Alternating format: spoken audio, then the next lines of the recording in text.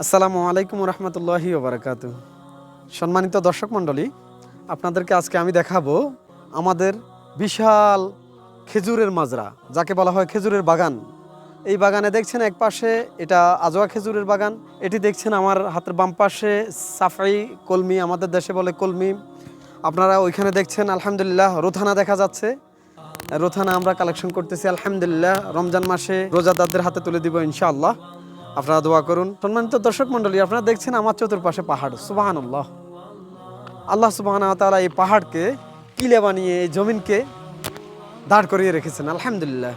এই বাগান থেকে আপনারা সংগ্রহ করতে পারবেন উৎকৃষ্ট মানের বিভিন্ন ধরনের খেজুর। আপনারা মক্কা মদিনা আসবেন, হজ উমরা করবেন, আর আমাদের বাগান ভিজিট করতে ভুলবেন না ইনশাআল্লাহ। আমরা চেষ্টা করব আপনাদেরকে উৎকৃষ্ট মানের অর্গানিক পিওর খেজুরগুলা দেওয়ার জন্য। জাযাকুমুল্লাহ খায়ের। আসসালামু আলাইকুম রহমতুল্লাহ।